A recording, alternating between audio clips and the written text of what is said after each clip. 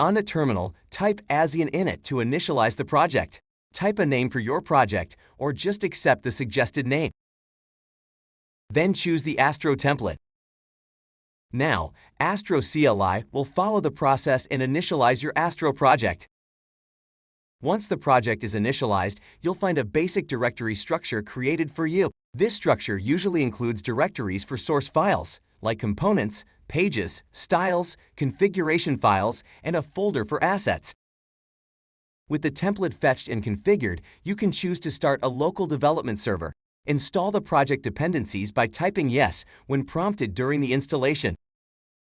Choose a package manager, and then, on your browser, access localhost to see your running project.